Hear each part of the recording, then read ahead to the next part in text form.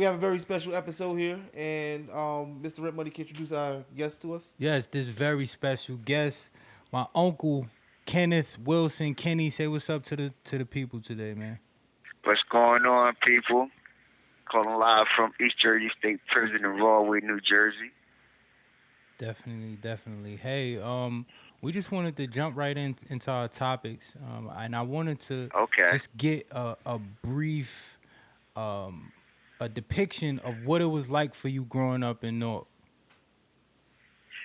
Well, basically, I came from a Christian home. Uh, so, growing up in a Christian home, kind of strict background. And growing up in Newark was a little, once we actually moved into a particular neighborhood on the south side called around Hawthorne Avenue, this neighborhood was a little bit more than my likings I was used to.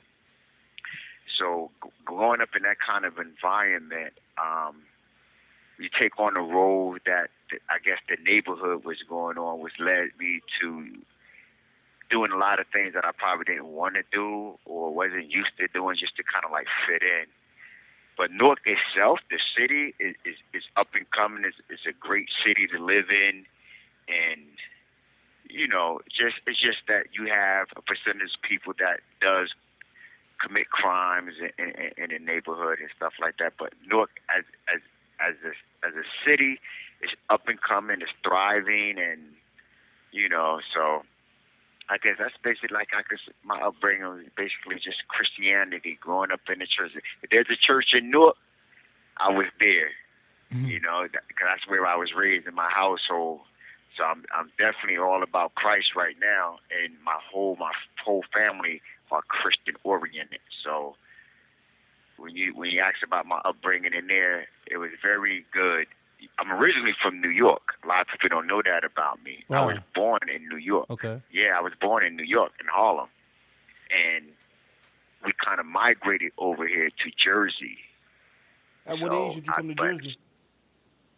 excuse me? At what age did you come to Jersey? I came over here, I guess, when I was maybe five. I Okay. like to say about five. Yeah, I was 5 years old when we finally migrated over to Jersey. East Orange, went from East Orange, uh, Hillside. From Hillside, we moved back to East Orange.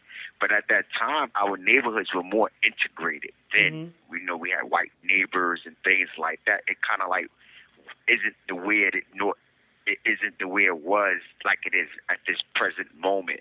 All right. So I kind of grew up in a diverse neighborhood. I didn't grow up with just all black people and things like that. So, it changed over the course of time. As the black people started moving in, white people started moving out. Of course, Of course. So just Wh- it's Why do you, all good though. why do you think that transition happened? Like why? Like you said, you grew up in the time. Well, first off, um, can we? I need to know your age. Like we need to know like what era we're talking about when we're talking to Okay, you. I was born in I'm 64. I'm 57 now. Okay.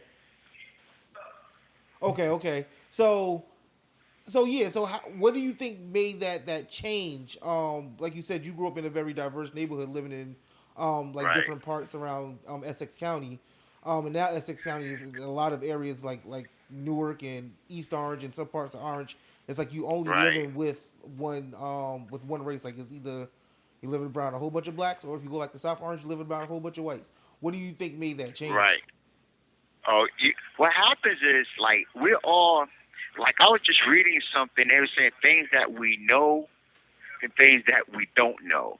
We know that people move out, but we don't know why they move out. Mm-hmm. Mm. Like when what happened is when we're dealing with a degree of racism or the white people feel as though that the more black people move into their neighborhood, their property value is going to go down. Yeah.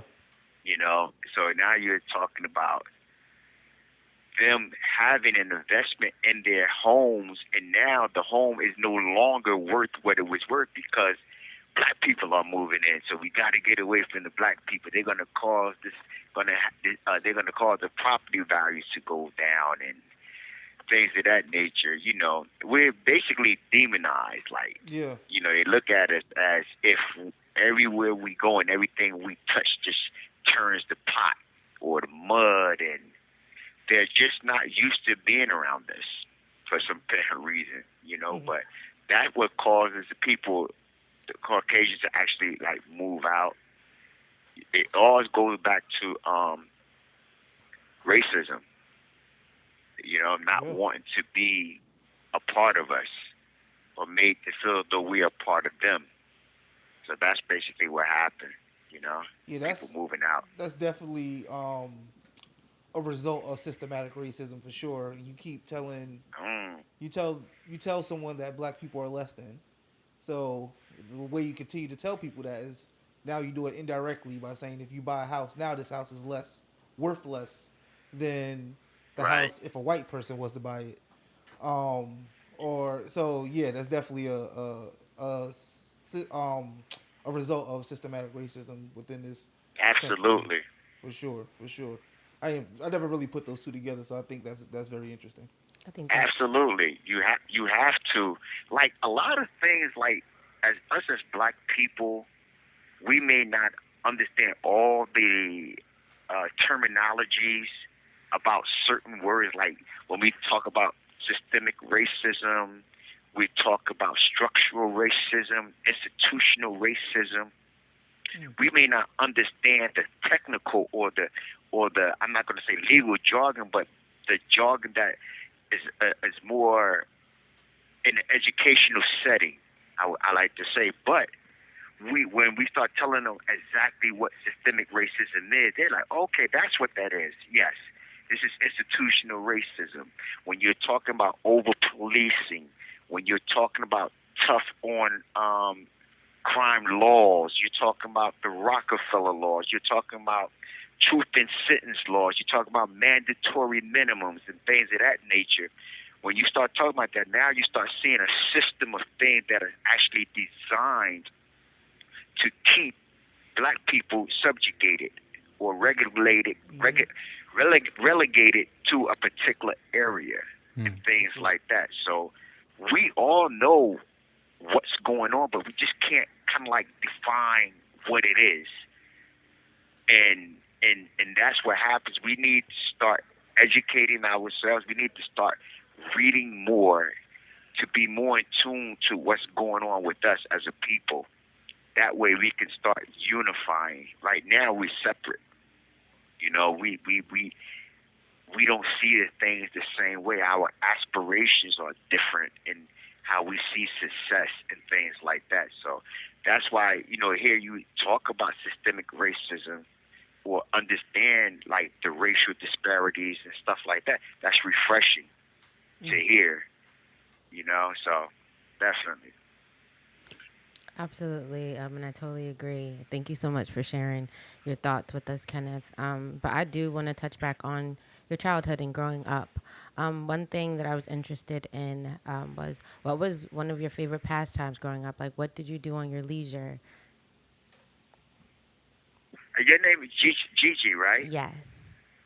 Could you just tell me? Can you just speak up a little louder for me? Okay. You have a very soft voice. Okay, yes.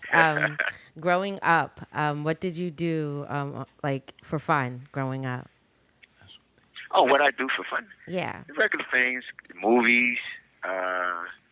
See, a lot of us as black people, we really don't get out of our neighborhood. But I was fortunate enough to go to Disneyland. I was fortunate enough to go to SeaWorld and kind of like see outside of my neighborhood and going to visit my grandparents down south in Philadelphia. So I kind of like traveled a little bit, although not out of state, but I used to go swimming and Turtleback Zoo and things of that nature. I did a lot of things that unfortunately Damn, I Turtleback was Zoo youth been open on for a eight. minute. Yeah. Did you have a talent that you like to explore when you were younger? Yeah, I should like to play the trumpet. I should Trumpet. play in the Okay. I jazz see band. you. Yeah. I should play in the jazz band, the orchestra, Okay. the marching band. Wow. Yeah, Trump. Yeah, the trumpet was my instrument of choice. You know, You think you still a lot of remember how to people, play? even people. I couldn't even blow a note, son. You know what I'm saying right now, bro. I mean, I should go to music theory, and I just thought I was gonna be this, this regular Dizzy Gillespie kind of thing. You know what I mean? But So is so I really since you thought say I was gonna. since you say that, Kenny, that you thought you Yeah, were going to be a Dizzy Gillespie, is that who you said? yeah, Um, right. at where was the where where was the breaking point in between your talent or interest in the trumpet and I guess your like and interest in the streets? Right. Well, I think like what happened, like I said in the beginning, there are things that we know things aren't the way they're supposed to be, but we just can't quite put our finger on it. Me growing up in school and me not having brothers, I was kind of left to like fend for myself. And going to school, it was just a little. I was more or less a schoolboy. Okay. So I was about, playing instruments. I was about, just learning and doing the thing that I supposed to do in school. But then you have the in crowd. And those would be the ones that will bully you and pressure you for your school, your lunch money and stuff like that. So Right. eventually it got to be too much. Like, I can't keep giving up my lunch money. I'll be a little hungry over here, you know what I mean? So eventually what happens is it's a subtle transition in your life. You either gonna find yourself being the victim or you're gonna now become the perpetrator. And there is actually a clinical terminology that actually describes that, where the victim now becomes the perpetrator because he no longer wants to be a victim, to be victimized. But these things I didn't know in the terms of understanding criminology.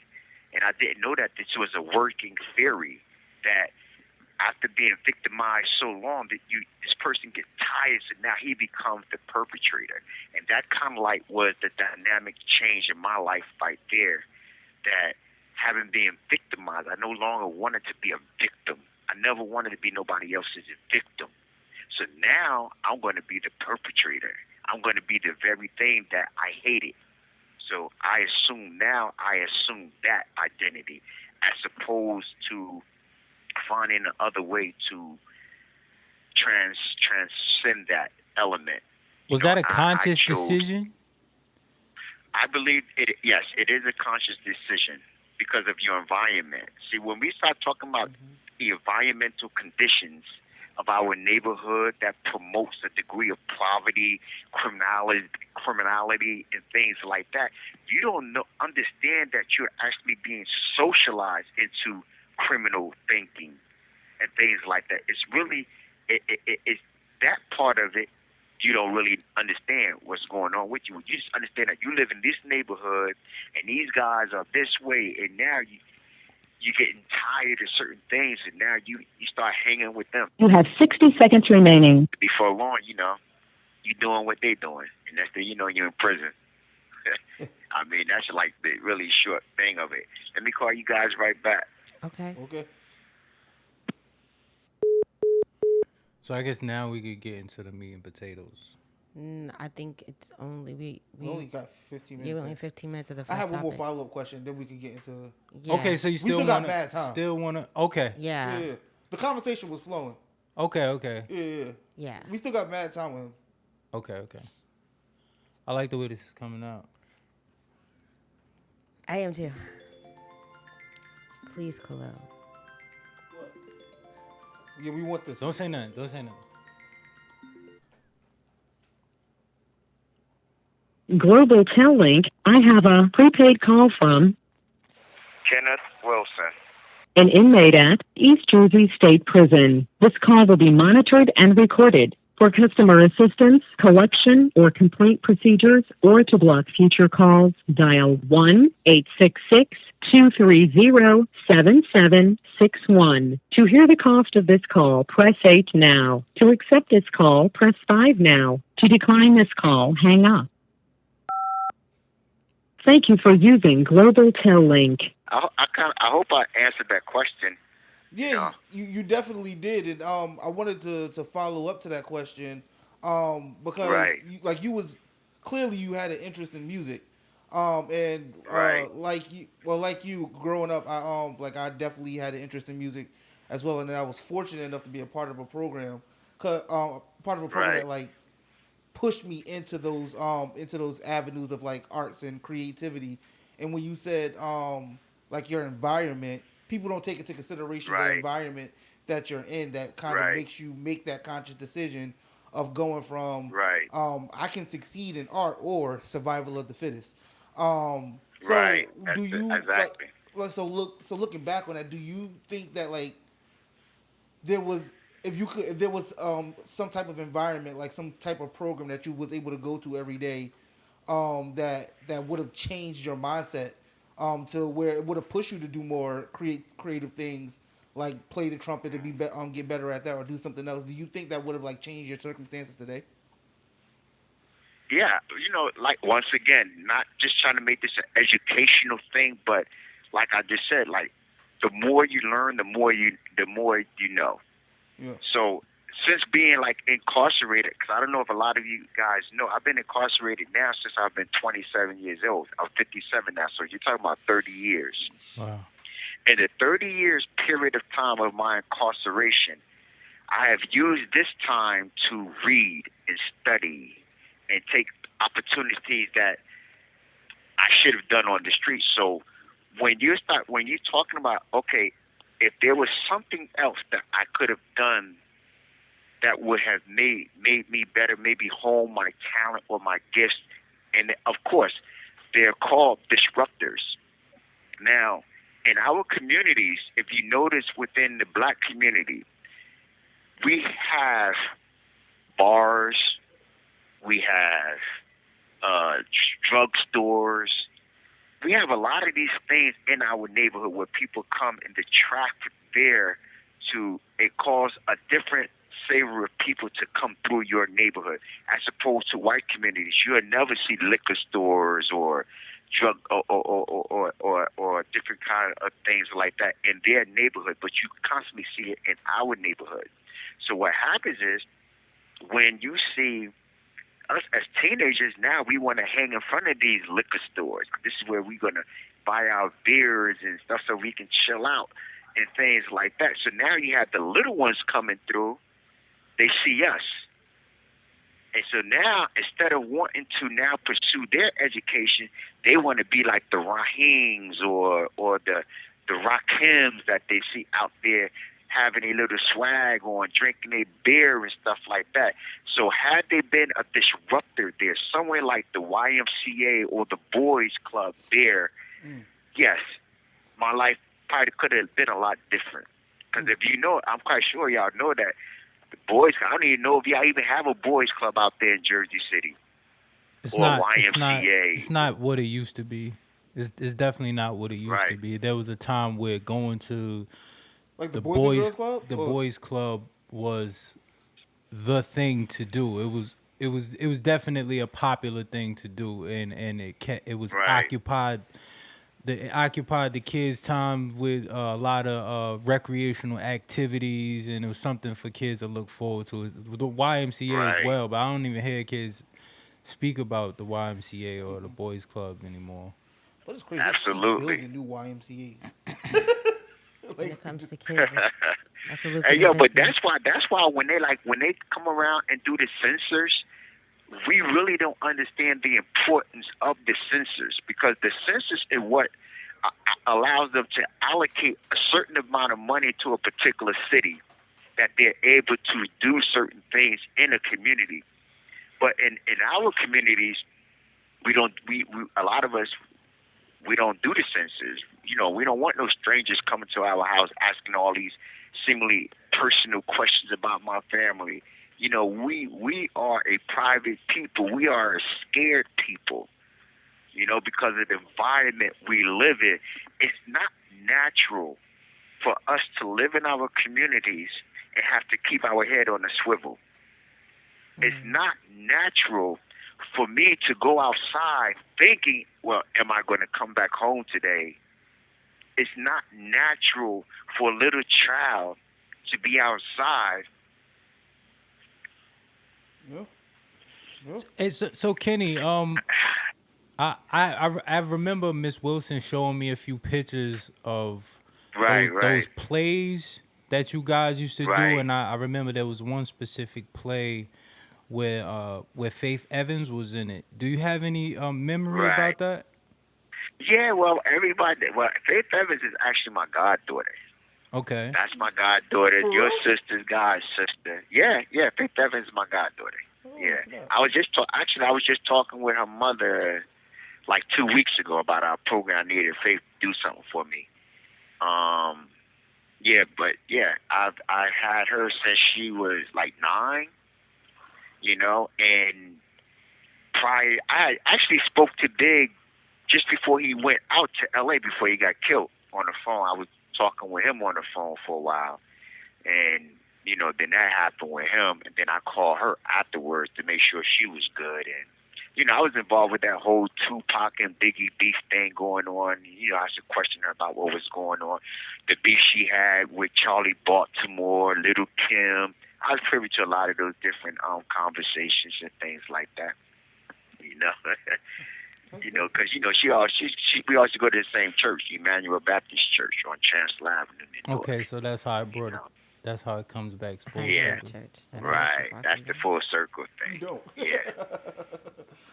That's, man, that's dope. Yo, you had a very you had a very interesting childhood, and now Amazing upbringing. we definitely want to like jump into like a conversation more about like what's going on in your present right now. But we really thank you Okay. for giving us some background on who you were and just Oh, your no doubt, no upbringing for doubt. sure. Thank you. Yeah. Absolutely. But to like even kind of tap in before we go into the present, I was really curious about the time that you first was arrested. Not at this point, but like ever. And how did you feel? What Can, happened? If you cared to can you share. repeat that again, GJ? I'm so sorry. Okay. My question to you is, do you care to share the first time you've ever been arrested? How did it make you Oh, feel? wow. What was the situation? Wow. Wow. The first time I was arrested, I was 17 years old, and it was in New York. I had a possession of a stolen vehicle, and we figured we would take a joyride to the city.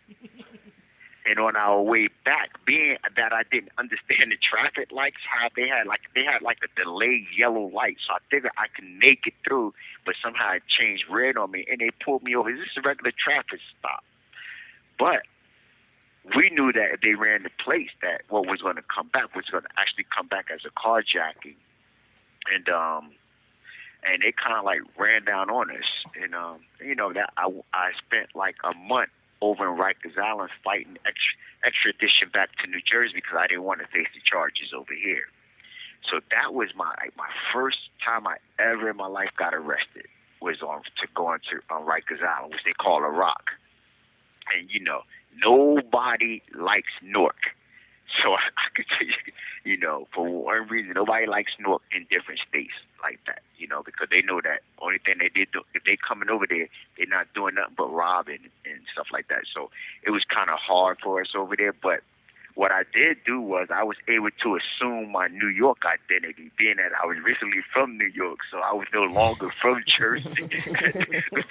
Drop the Jersey moniker I'm real from quick. Harlem. I Jersey, dropped fuck is Jersey that? like a hot bucket, yo. Jersey? You Yeah, from I Jersey? dropped Nah, Jersey. nigga, I'm from That's New funny. York. I What you talking about? I dropped Jersey ASAP. You heard? Castle Hill, hey, from the rip, yo. That's Yeah, funny. it's called survival. You do know this, right? Yo, To I survive, don't blame yo. you. I damn sure would too. Jersey. Like, what you talking about? You Yeah, from Jersey? I was Raheem from New York, Bronx. Me and Castle Hill.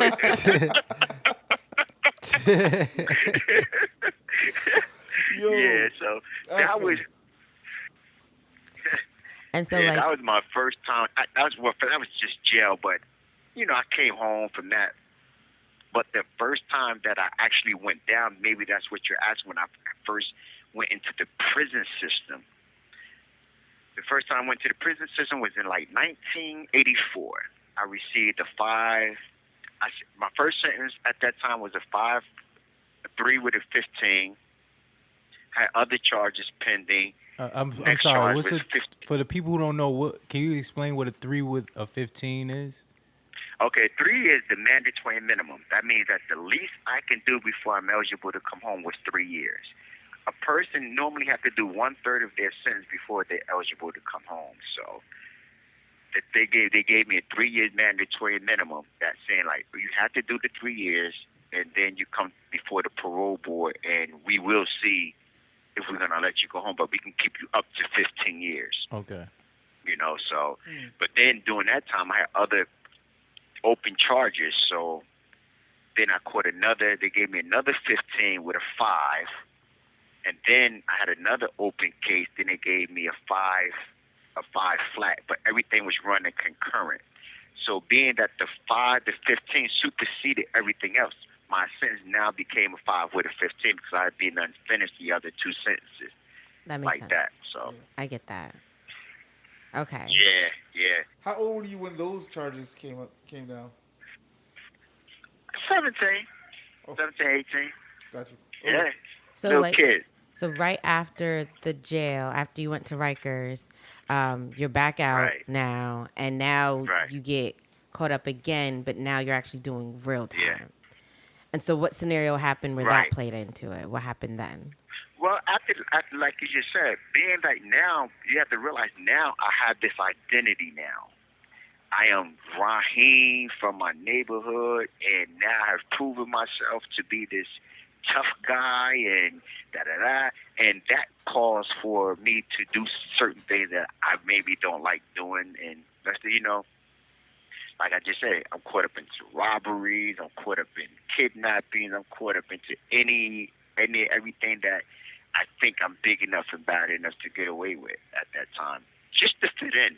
It's not that my heart was really in it. I mean, that's not an excuse to your victims or nothing like that. It's just like, yeah, well, this is my neighborhood, and I gotta rep my hood, and this is not me, but I'm gonna go along for the ride. That's why a lot of times when I did things, and if we break because the cops are on us, it seemed like the cops was always chasing me, and I would look back like, wait a minute, why are y'all chasing me? It's like a whole bunch of y'all. Why are y'all hunting me down like this? Like, but I think me coming from a Christian home and having a Christian background, there's a thing that we say that because we are Christians and we believe in God, that God may have his hand on you, and so therefore he needs to arrest you so that you can now become the man that he desires you to be, as opposed to the man that you would want to be in your hood.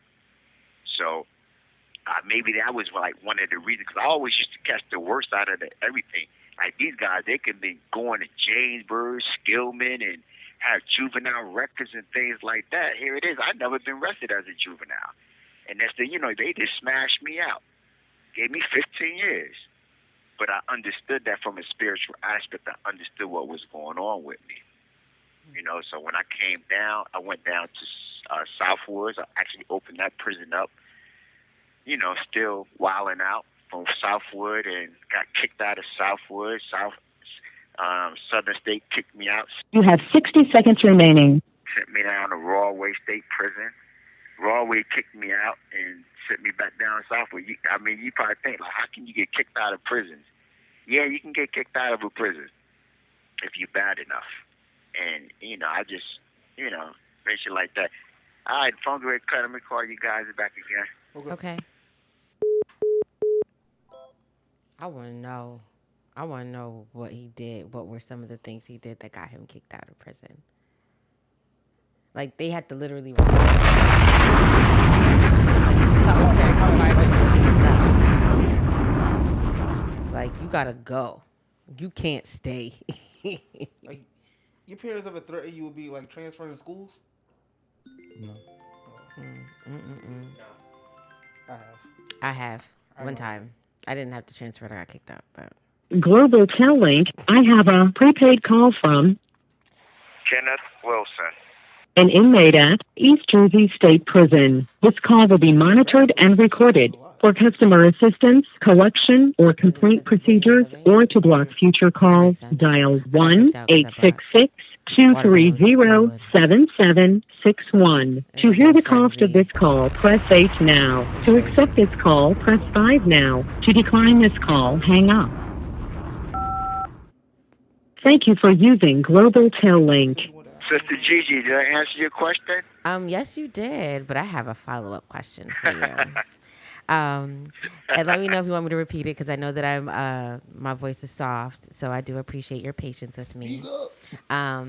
But I was curious on. I know that we kind of brushed on the idea that you got kicked out of these prisons and you were just at these prisons, but I want to know if you care to share. Okay. Give us some reasons that you got kicked out, just so the audience could have reasons why. Yeah, you're already put in this establishment because allegedly or quote unquote you have been deemed someone that can't be out in the world, so they put you in this space. But to know that they've put you in this space, they confined you, and they still can't manage to control you and need to bring you somewhere else. I'm very curious to know what you've Right. had to do to make that happen. Right. What happens is, as you must start maturing, I think in that term, especially on my first bid, I think, because when I came home, when I finally received parole, I was 24 now. So I think what happens is you just get tired. It's like that little hamster running on that wheel, and he just going so fast, but he ain't going nowhere. And I think your life, you start seeing your life like that, like, all this stuff that I did for my hood, and all this stuff I did I'm still in the hood. I have no life. I have nothing, and you kind of like come to that point. You're like, you said, I'm just tired. And when I knew I was getting ready to go see parole, I just felt like, you know what, I need to start shaping up, man, because my whole institutional record is just horrible, and I'm not showing any signs of change and growth or none of that. And I just felt like it was just a time for change for me, and a realization in that, things have to get better. I need to do something better with my life before I die out here in these streets. And you would think that moment of clarity or that epiphany that I had would be enough to actually now send me on to a better trajectory of my life, but it really wasn't, because what you do in prison, especially like when you're still kind of young, you say, okay, well, I got locked up because I was doing robberies. So, you know what? I'm not going to rob anymore. I'm going to sell drugs. Like, that was my great plan. Hey, then I just spent 6 years in prison. I was like, you know what? I was a stick-up kid. I got caught just robbing people and doing drug dealers and stuff like that. Now, what I'm going to do is we're just going to sell drugs, and this is going to be better. I'm going to change my neighborhood, and I changed my neighborhood just going one block over. I went one block over, like I was really leaving the hood and the people that left me behind and stuff like that. Like, this is my big idea. Like, this is my thing, yo. And I'm like, I'm gonna do this.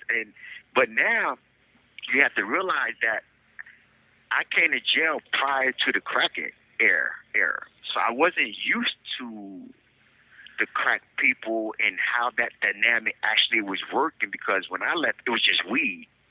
But now I'm returning. Now people are strung out on crack. And I really don't understand this dynamics of what it is to live in the crack era, and how people that were once your friends are now your clients, or now you have to watch them, because now they're going to find a way to rob you, because now they got to feed their habits. So my guys were telling me, like, listen, get a job. Let's fill this game out before you just hop in it. But to me, it's like, some more people trying to hold me down and hold me down. Here it is, y'all riding around in all these Audi coupes and Benzes and stuff like that. Now y'all don't want me to eat. I'm gonna do my own thing, and that that was just like Pandora's box to hell for me, because that just led me down a whole nother lane right there, Wow. So I thought I had it all together, but I really didn't. I wasn't ready to really change. I was ready to change my location, but but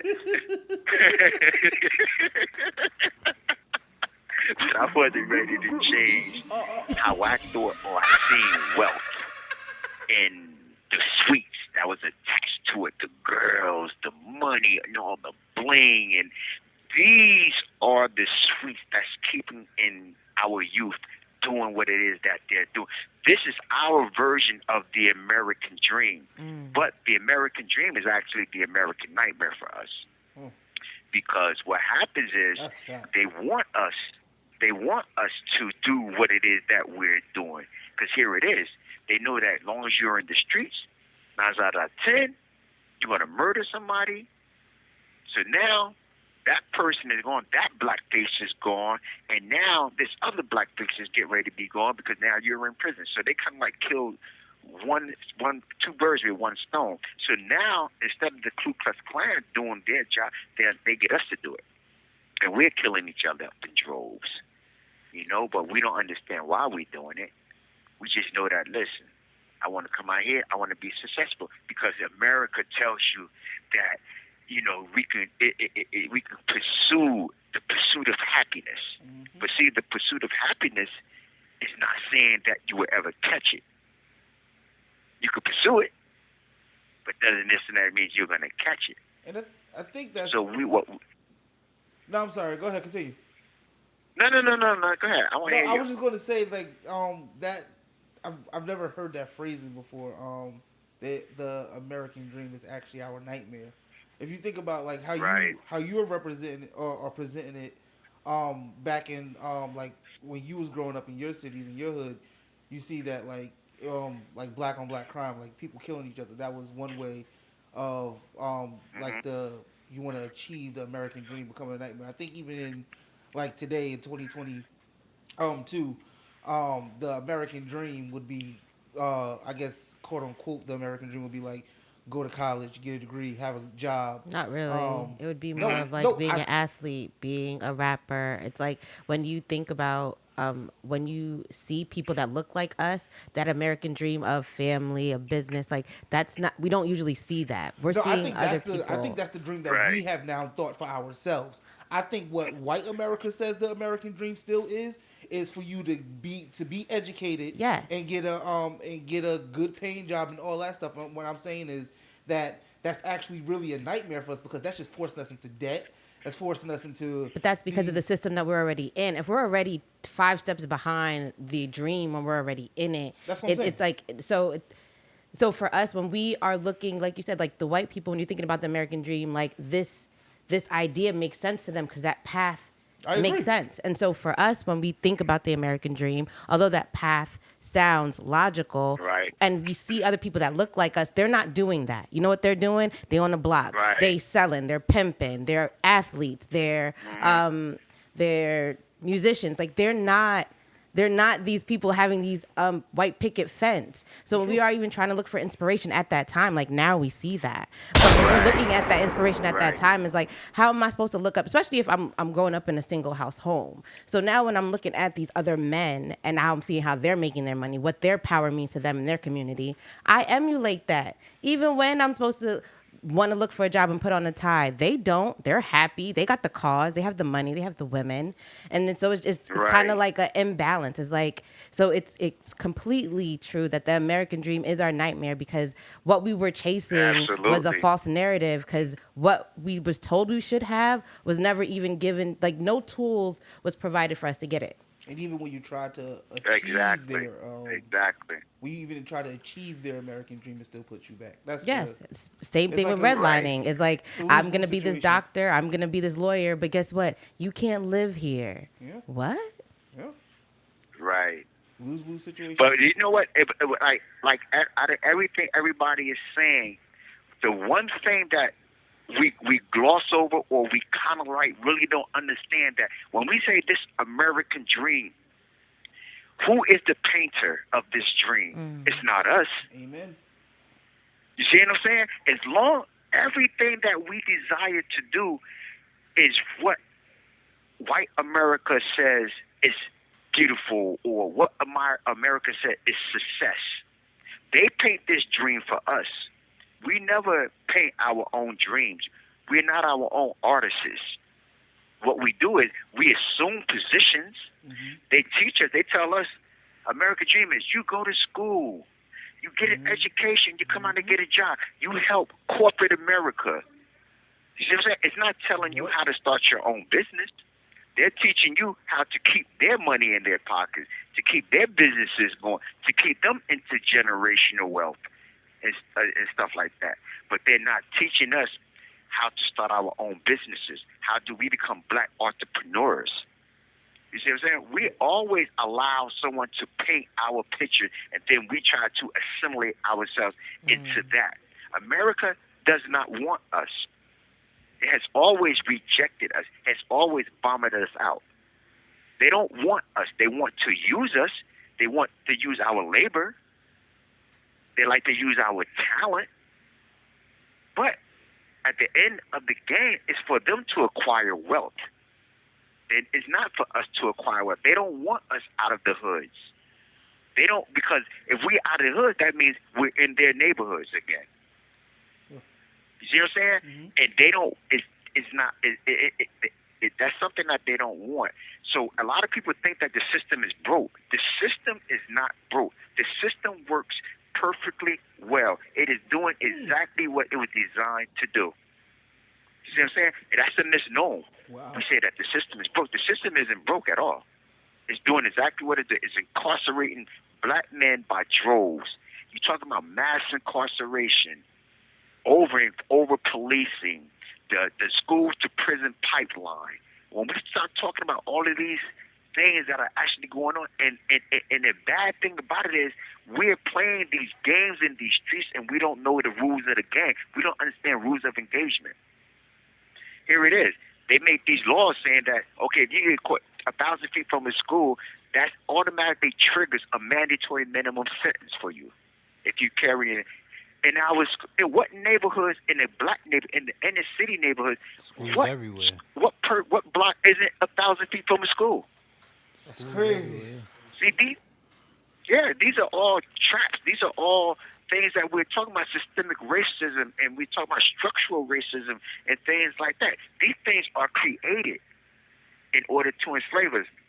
And just briefly, when we look at America's population and we look at the total world population, America only actually makes up maybe 5% of the world population, but yet we make up in the prison system something like, I like to give you a number, maybe somewhere like 25% of the prison population. No, it's higher. It's America, like 30 to 40%.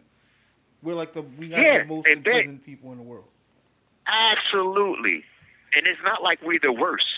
It's not saying like we're the worst people. It's that we find ourselves getting caught up into all of these other things, man. We're chasing things. We're on that proverbial rat race, man. And we don't know how to allow our money to work for us. We want to work for money. Our parents, from the time that I've been living, has always been working for money, always been working to pay bills. We never learned how to have money work for us. We never learned how to diversify our portfolios. We never think about real estate. Yeah. We never think about financial literacy and things of that nature. And being that we don't. Go ahead. No, I was just gonna say I feel like that's the biggest difference between like overserved communities and underserved communities. Like overserved communities, they're taught generational wealth. We're taught generational poverty. And I think we continue to have these dead end jobs, and like we only thing we know how to do is survive.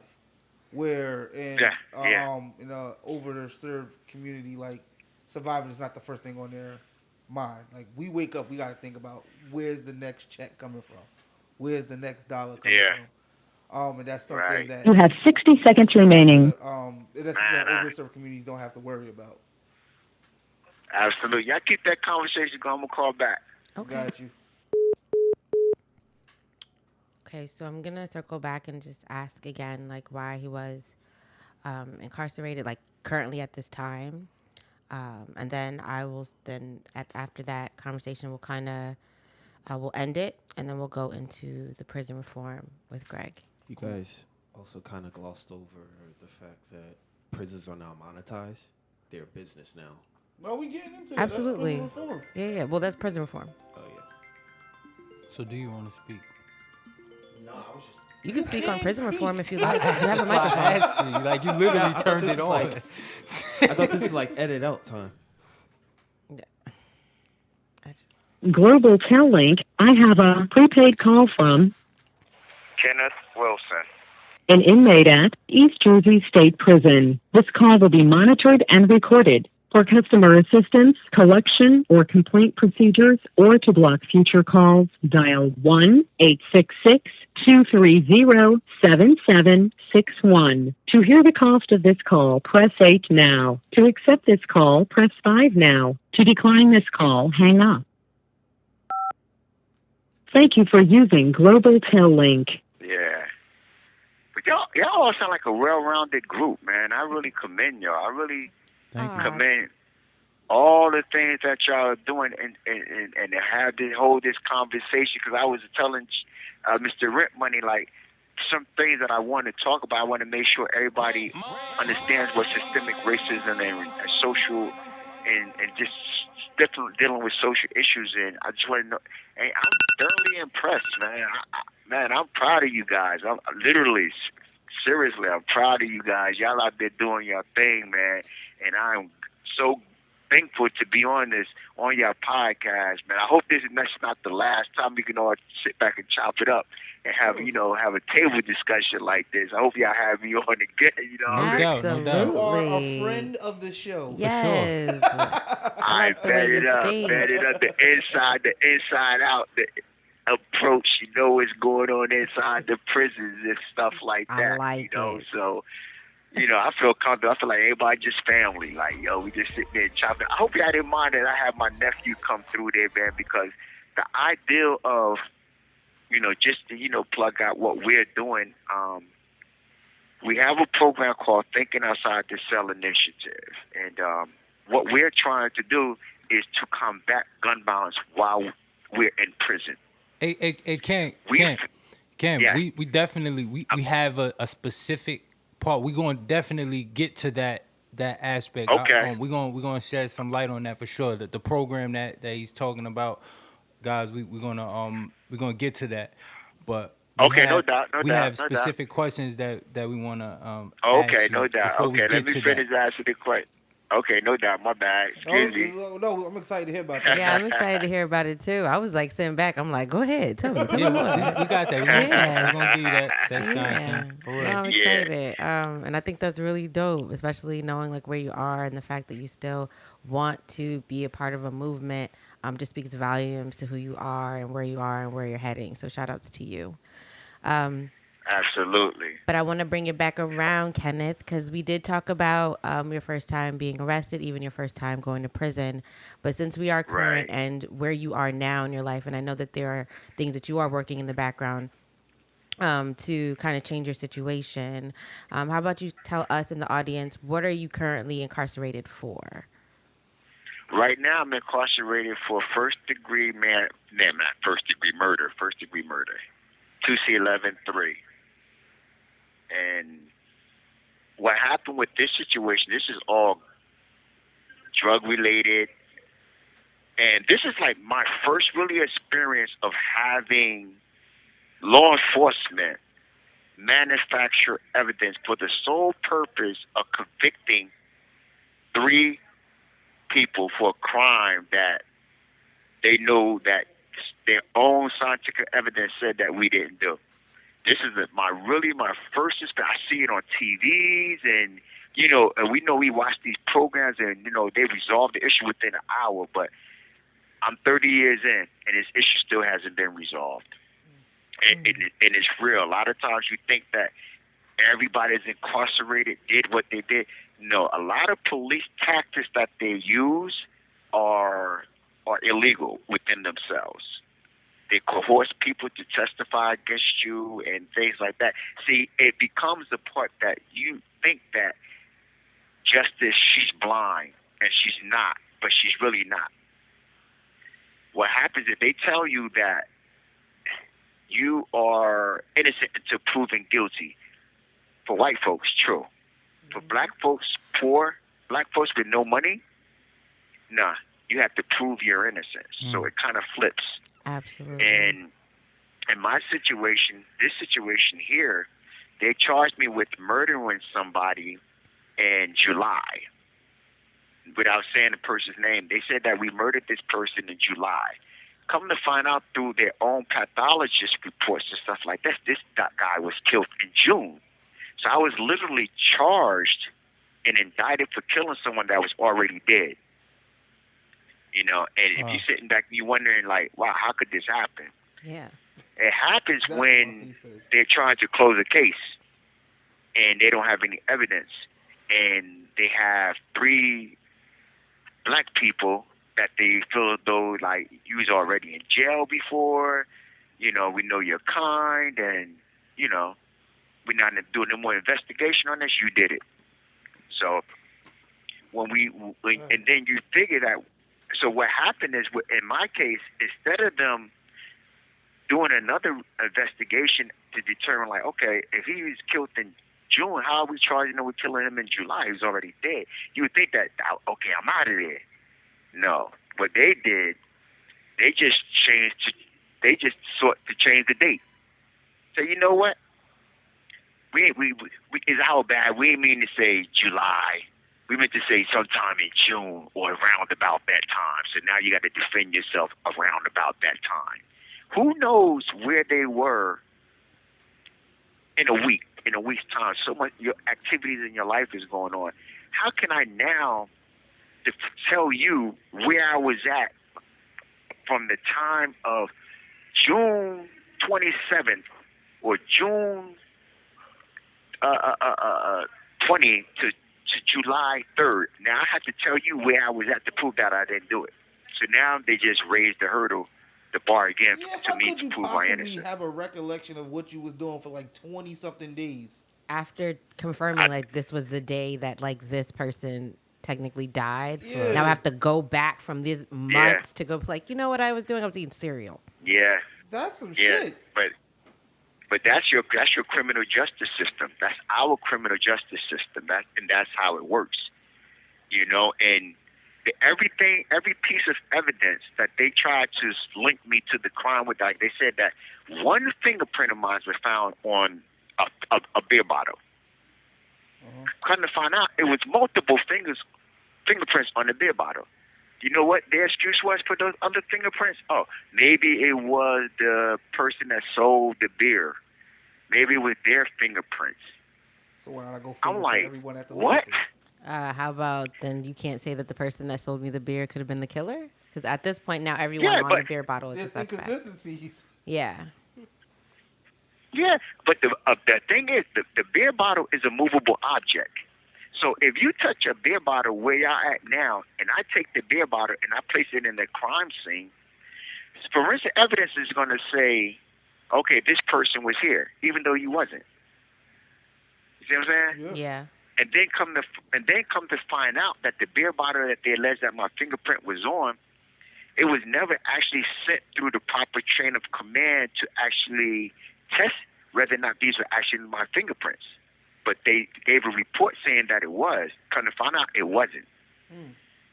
So it's not your fingerprints either? either? Huh? So you're saying that it wasn't your fingerprints either? It wasn't an exact match either? Right. What they're saying, like, if they take a Latin fingerprint off the beer bottle that we take to recover, or what the proper chain of custody, meaning that once they do the initial crime scene investigation, they have to send it to a criminal lab in order to verify. That never happened in my case. See what I'm saying? Wow. But see, the chain of custody was never established in my case. So what the judge decided to do was saying that, well, it never left police custody, so I'm establishing chain of custody. But that's not how chain of custody is established in a criminal case, especially a murder case. Everything has to connect. But just so happened in my case, it didn't work like that. And then the guy that got to testify against me, all of a sudden no one knows how he became even part of this case. What happened here is he's saying that the lead investigator of the case called him to the police department and asked him particular questions about my case. He gave a fake name and everything else. So we like, well, if they know you, how could you give an alias? Yeah. Long story short, next thing you know, now the lead investigator of the case, now he has to testify. He mysteriously disappears. He don't report the case. He don't come to the trial. And mind you, he's a lieutenant of the police department. All of a sudden, he mysteriously disappears. So, I mean, you have all of these little things, these nuances, things that's going on, and but yeah, after 30 years, I'm still sitting in prison. And the young lady that was actually convicted with us, they allowed her to go home after 2 years into her sentence because they're saying that she should have never been found guilty based upon the evidence that they had. But mind you, we were all co-defendants. So how could they not have enough evidence against her, but have enough evidence against me when you're saying that we all there? Yeah. But this is our criminal justice system and how it works. So they gave each of us 30 years to life for that particular murder. And, now coming up on the end of this 30 years.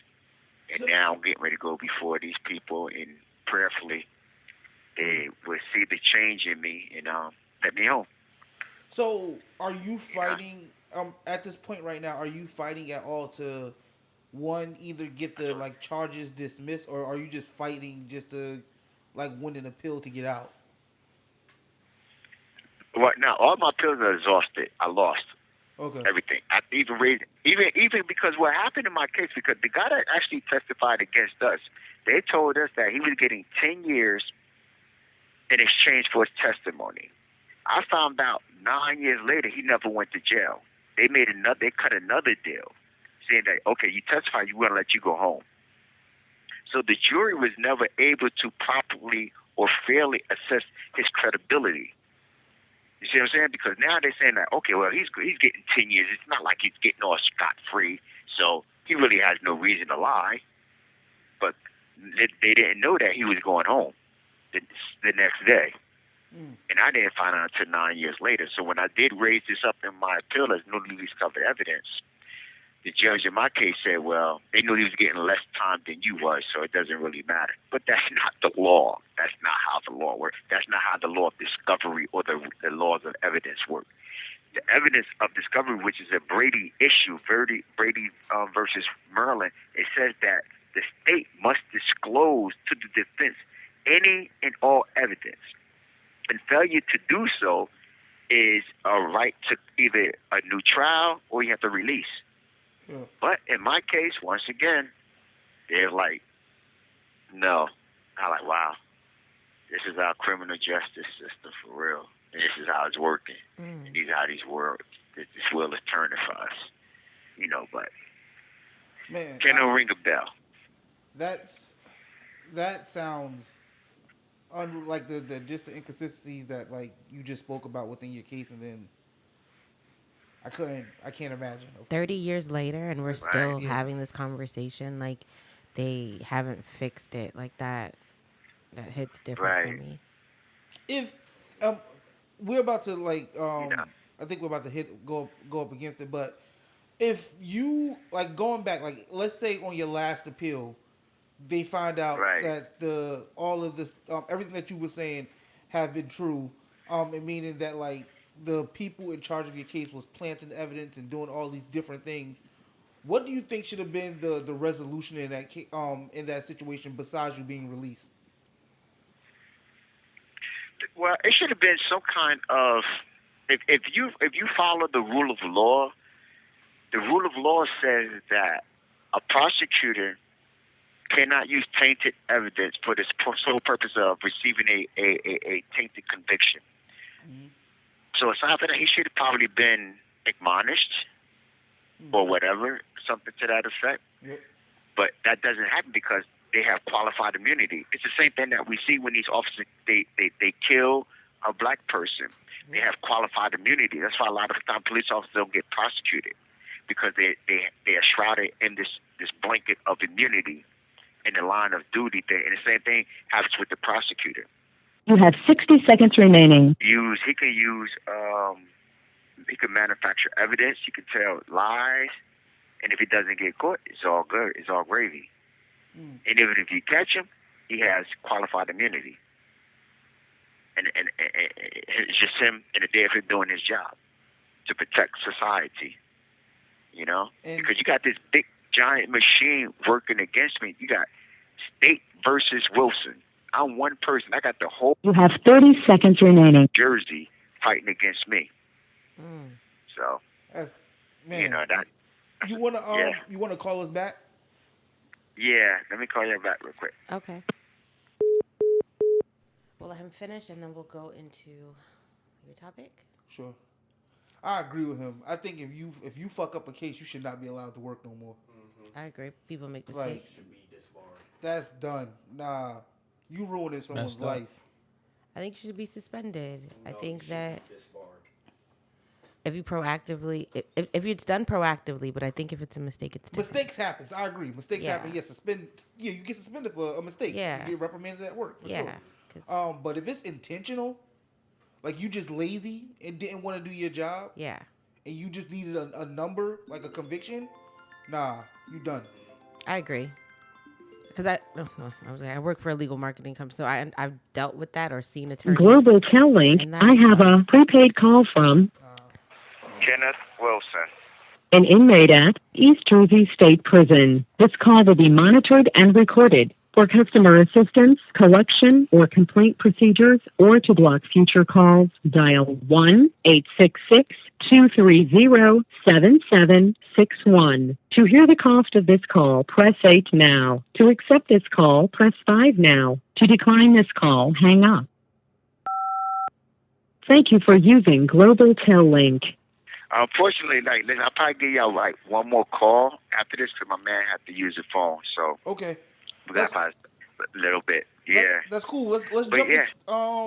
Let's just jump into some talking about prison reform, and I really want to hear about this program that you were talking about as far as like you guys were fighting against guns still while being in prison. And just I got some questions about prison reform in general, but I do want to give you this, this platform right now just to talk about this program that you guys have started and what does it do? What do you guys do? Right. Well, you know, very succinctly, what happened is, you know, sitting in prison, we see all the gun violence and things that are going on out there in the streets. Most of these guys that are actually in prison, they're shot callers from the neighborhood. I'm quite sure all of y'all are familiar with the terminology of what a shot caller is in a particular hood. They're respected because they put in work. By work, we mean actually robberies or murders or whatever it is that they've done. And you kind of like, me being, now I'm considered an elder because of the time in my age. So when these youth start coming into the prison, I got the ideal that this is now the time to now start to transforming them. See, rehabilitation doesn't work. The difference between transformation and rehabilitation are truly different. Because what are you actually rehabbing this person to? Poverty? You don't know his life. You don't know where he comes from. But if you transform a person, you transform his mind, you transform his thoughts, you renew his thinking, you remove his values and his morals. And that's what our program is seeking to do, is to give the youth in here a different way of looking at things, letting them understand what actually happened to them, how were they actually socialized and things like that. Because a lot of times we deal with a lot of trauma that we haven't addressed in our lives growing up in these hoods. and I consider them like war zones.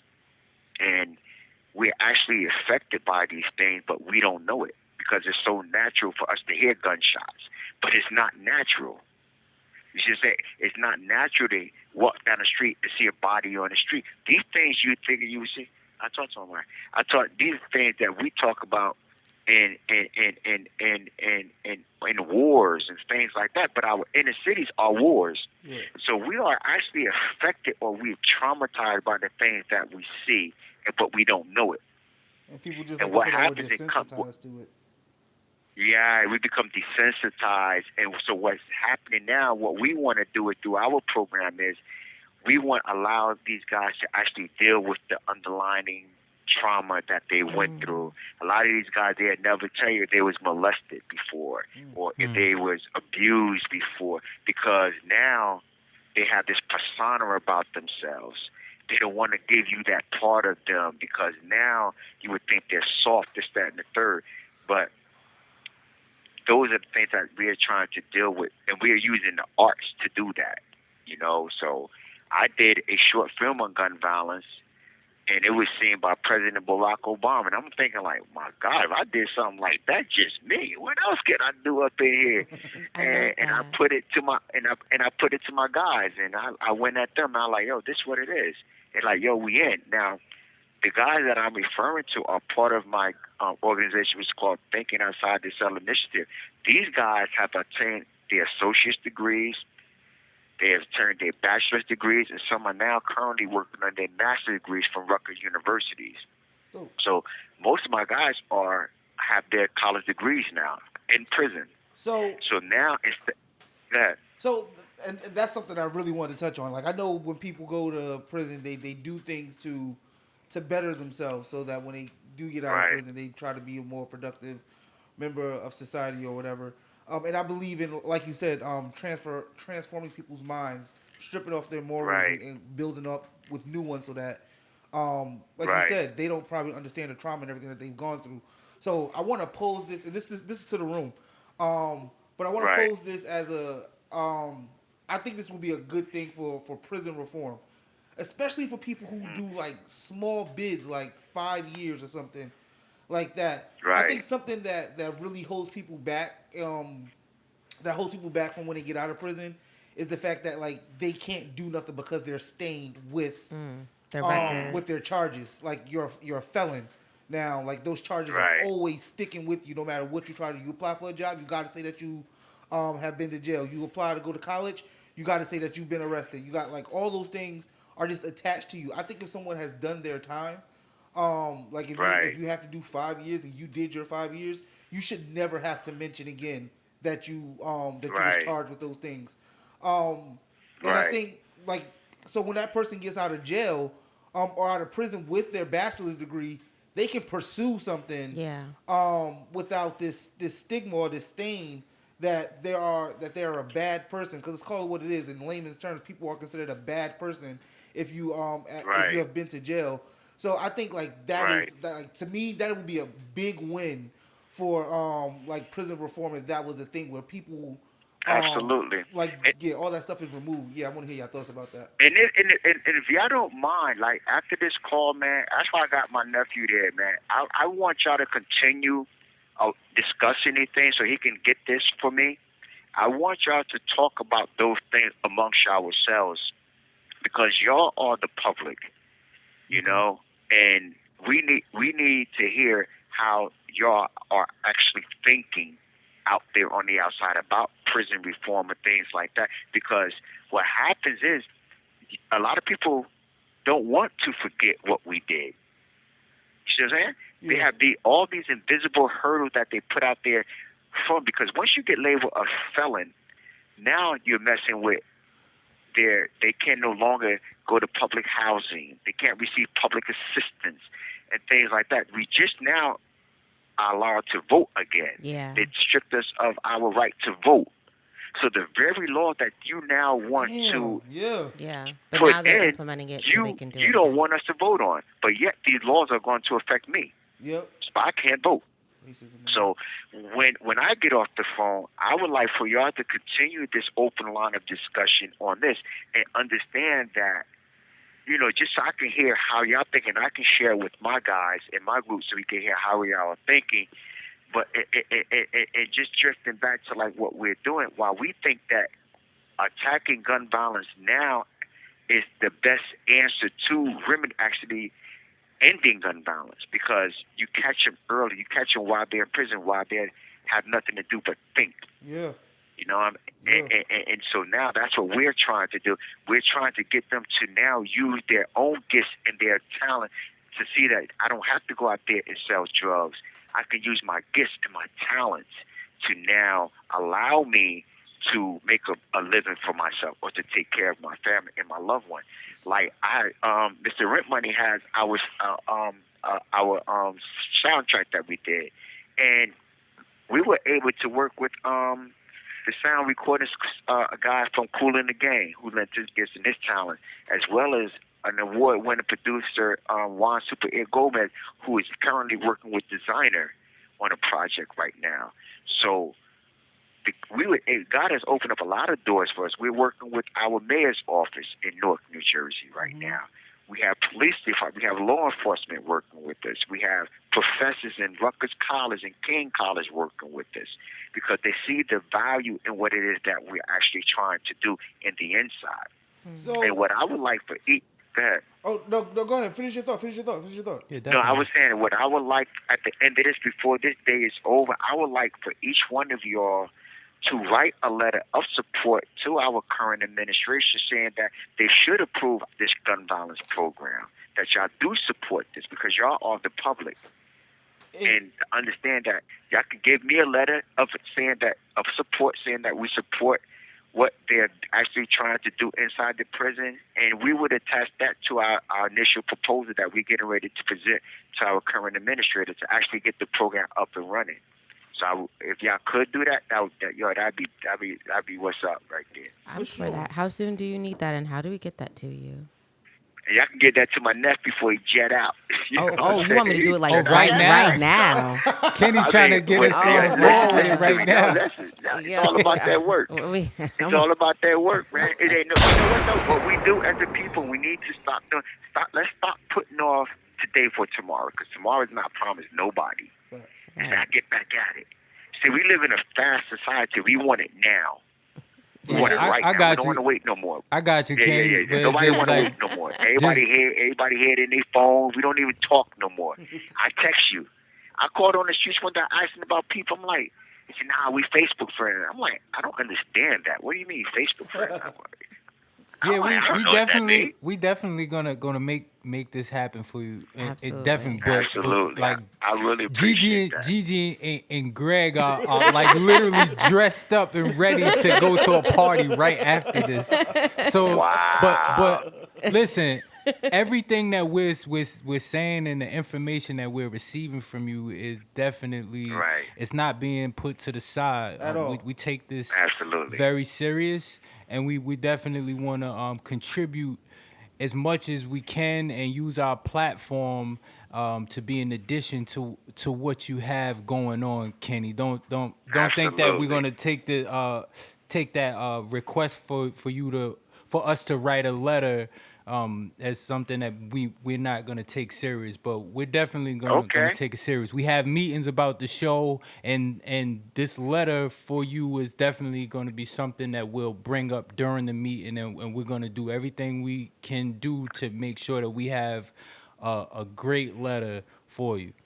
That's what's up. Okay, no doubt. And make sure, and Gigi, yes. You hear me, sis? I hear you. I go to my Instagram page and make sure you start following me there. Look at my PSA.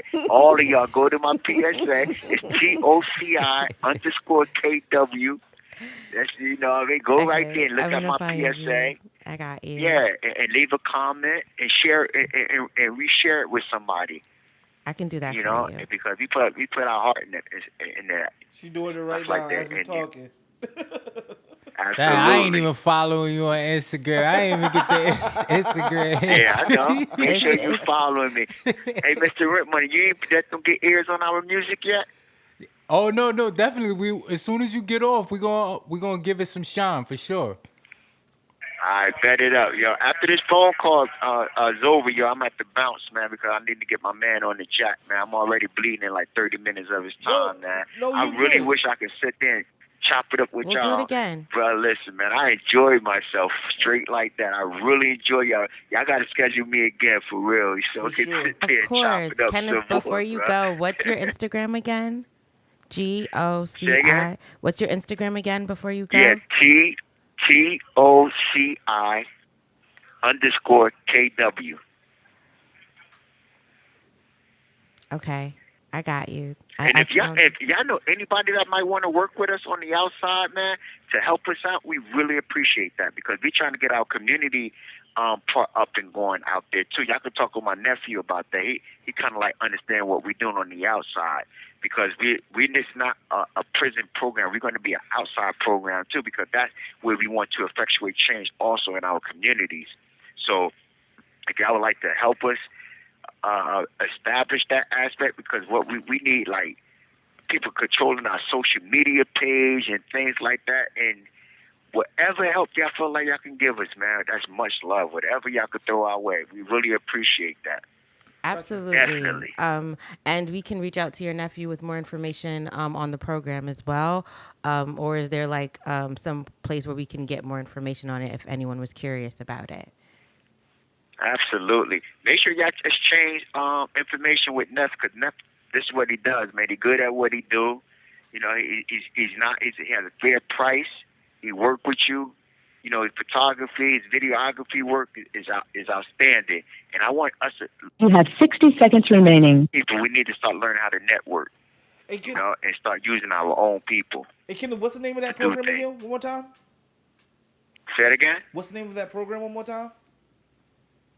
I can't hear you. Say that again. I can't hear you. Sorry. What's the name of that program? Oh, Thinking Outside the Cell Initiative. Thinking Outside the Cell Initiative. Got it. T.O.C.I. That's what's It's up. been Yo, I amazing appreciate having guys. you, You have Kenneth. 30 seconds remaining. It's been And amazing. thanks for having me on your show. And trust me, we be back again. You hear me? Of course. For sure. For sure. Continue to be great. All right, then. Love you guys. Talk to you later. All right. All right, peace. All right. Before I just want to throw in one more topic real quick before we finish. Yeah. So I think a program like the program that Kenneth was talking about that he's trying to start, thinking outside the cell initiative, it can. What's sad is that a program like that can work. It can work. It can possibly save a young person's life who's entering prison for the first time. It can change a community. It can, but before I give my answer, I want to hear your thoughts on this first. What do you think are something that like prohibits programs like that from being flourished? Like for programs like, what do you think prohibits programs like that from flourishing in prison systems? Inside the prison system? Yeah.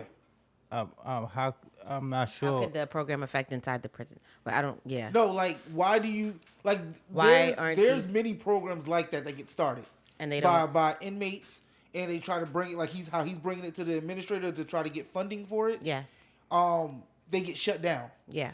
and I want to know why do you think that happens? I think that the idea is amazing. The process makes sense, and what it does to the individual, leaving it can change a whole life, a community, and a family. Yeah. But it doesn't change when they have to go into this corporate world or this workforce where you can make this money, and you still have to check that box. Yeah. So I can be reformed now. I can be rejuvenated. I could be a brand new person. Yeah. Robin who? I don't even know. I want to give you all my things. But these job applications will not let you forget what you've done in your past. Exactly. Hence even your job, your resume. They want to know what you were doing 5 years ago. Yeah. 5 years ago is not what I'm doing right now and who I want to be. And so I think that's where those programs, although make so much sense that within these communities help, but when you're going out into society, it's a detriment because it's like, but I'm now this new person. I'm better. But they're like, yeah, but you've been locked up before. Why would I want that around me? Thanks. And I think that's where those systems where on a longevity basis makes sense. And I want it to continue to strive. So please don't give up because now I feel like we're now in this this glass ceiling that I thought we could never break through is starting to get thinner. And I think is if we keep punching, eventually we can break through and our development and where we're trying to head will happen. But when I'm going into the corporate office and they even have the idea that something legal may have happened to you, it's like a taboo. Like they want to be away from you. You shouldn't even be in this environment. Yeah. And it's just like, I can run circles around you. I just want to clarify, add some clarification to something when I was your question? No, not in a question. When I said earlier that when someone does their time, their record should be expunged. Yeah. I do believe that should happen. The only time that the record should say it, Greg. Come back into play if the person is arrested again, because then you have to think of pattern. And I agree with that until I thought about pedophiles. I don't know. I guess it would be circumstantial for me. It's not a one law fits all kind of thing. Yeah, because it's like I was thinking about like yes, like if you've robbed someone before, you don't know the circumstances, maybe he was hurting you different, like that happened, I did my time, move forward, I may never rob again. Same thing, I might even kill somebody, but that was a different story. It could have been a passion, it could have been, isolated, and I know now that was the only person I would ever kill in my life. Move forward. Yeah. And treading lightly, everybody.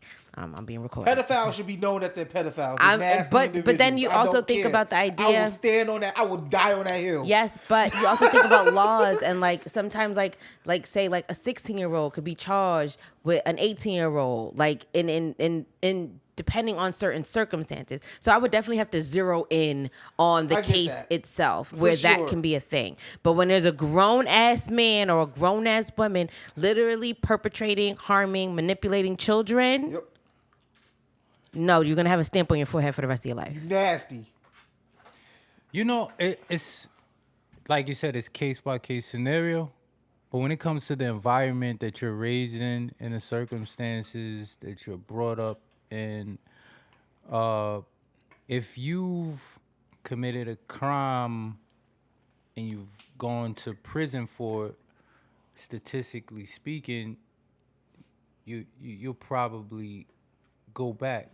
Just statistically speaking, and just based off of the environment you're raised in, you just go right back into the way things are, and you hanging around the same people. But that's why the program comes into play, right? And that's why I think that the program doesn't fix what's happening in society, doesn't fix corporate world, doesn't fix the idea that I have a record and I want to better myself in my community. But if I'm serving my time and there hasn't been no development in this time process, absolutely when I go back home, I'll be doing the same thing. Nothing has changed. My perspective hasn't changed. No one has provided me with an alternative than what has been presented to me now. I just know now I'm going to do something. I may or may not do my time, and I can come back to the same environment. But if I have someone such as Kenneth in my life that's allowing me to know that, like, this lifestyle that I was living, there's alternatives for me to use whatever energy, talent, skill set that I have. And when I'm going back, it might seem appealing, but now I have a different insight to things. I can now be like, y'all good? I can go over here. I know now that because what has Kenneth's vision and what he built, there's now a place where I can go or a path that I can take that doesn't always lead me right back into the prison system. Mr. Rent Money touched on something that I don't even know if you even noticed that you touched on it. Pause. But Blaze, you've been trying to chime in, so I want you to be able to talk. I think one of the reasons why programs like that don't work out is because it's on face value, it's positive to support these things. But going back to what Kenneth said, the system was working exactly how it's supposed to work. Yep. So in the back of whoever the powers that be's mind, we still need this slave class to make this economic structure run. We still need this. We still need this business, which is a prison, to run because we have investors and we have all these other things. So it's like police are incentivized to get arrest. You feel me? Like it's all these give you speeding tickets. But in addition to that, there are people who are contrary to that mindset, who who um who are in position of power, and they can make things change just by their For sure. influence. Like Ras Barack, I'm a former citizen of Newark, New Jersey, and Ras makes things happen. For sure. And Even with the snow, he did really good with the snow. When he first came in, like the streets were clean. So shout outs to him. for sure. I can say that. I think just to combine what y'all both are saying, I think in jail because and you could correct me if I'm wrong, jails are usually more public funded, meaning you got private prisons where like Kenneth's Oh, I got program, you. it can save someone. It definitely can save someone. But the thing is, we need you here again. Like, you contribute to our bottom line. As long as I know that you're going to come back, I'm going to deny programs like this. Because why would I take away from my bottom line? Now, in jail, this might get approved because, yes, like I said, jail is publicly funded. But when you have private prisons where their whole shit of existing is because people are in jail, if I implement this program, if I allow this program to happen, and now Kenneth's saving 10 kids, 10 youth who walk through these doors, for whatever the charge is, it could be something real minor. I know now, and with all of the laws out there, like you said, charges stick with you. I know this person is coming back. Well, something that we didn't mention that can actually help get the ball rolling with programs like that Kenneth has to offer is programs on the outside and platforms on the outside, like just a conversation with Greg, Mr. Rent Money, and Gigi. For sure. We are using our voices to help the cause. For sure. And there's strength in numbers. Agreed. Wholeheartedly. But yeah, I thought Kenneth was a really dope guest. Amazing. I've never I've already shared, yeah, like I feel like I have blinders when it comes to racism, to racist things or racism in general, only because of the way I grew up and the people that I interacted with as a youth. I have too, And, but then I have my experiences and it reminds me. Yeah, and that's the thing. I don't think I've been in situations of where I've been racially profiled and race clearly was an issue. But every time talking to someone like Kenneth, it's like eye opening every time. Like just hearing different things. Like Yeah. the American dream is the black person's nightmare. Like that's crazy to me. I never thought of it that way. And it's like it's facts and it's reality. Especially when you realize who the dream was created for. Yeah. So this is definitely gonna be like episode I'll definitely remember For sure. Can we Kenny wanted me to play just a snippet from course. this for it. album. So Introduce it. the name of this track. Let's Make a Change. Let's start. Just play this joint. Let's Make a Change. I'm not quite sure who the artist is. It's not listed, but this is off of the project that Kenneth Wilson sent to me, and let's hear a snippet. This is a global tel link. Collect call from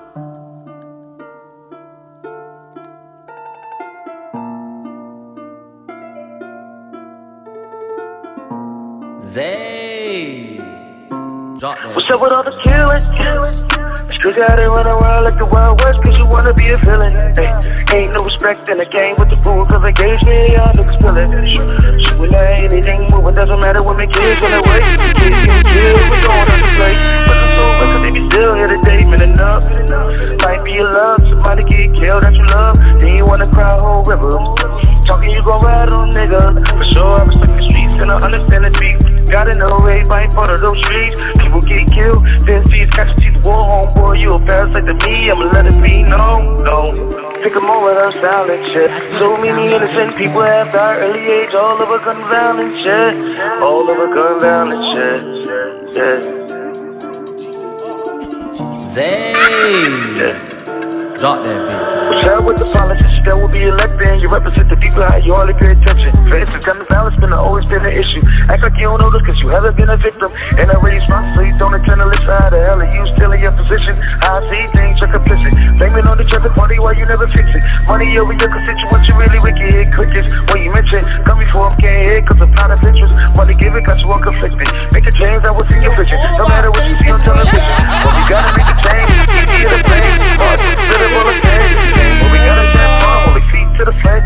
Started going through the same thing. I was supposed to turn the eye. After so many lives, being lost in our community, trying to figure out how to make a change to it now. And all that stuff for our community. No one's even keeping our unity, yeah. No one's gonna care but shooting me, yeah. Forever want to shoot us like you shooting me. Shots fired, there goes another eulogy, yeah. We gotta make a change for the better. We gotta make a change. Nah. That was good. Nah, that shit hot. Whoever you are, Zay. Shout out to you, Zay. I don't know what your charges are, but you're really good at the artist. I don't even know. I think that's Damas. I could be wrong. I don't know anyone that's on this track, but I thought that was really dope. Don't quote me, but yeah. Yeah, that was fine. Definitely that was recorded over the phone. Yes. Through the airwaves. I even heard the word community in there. Shout outs to him. Let's go. And that beat was sick. Yeah. Whoever Sure. produced it.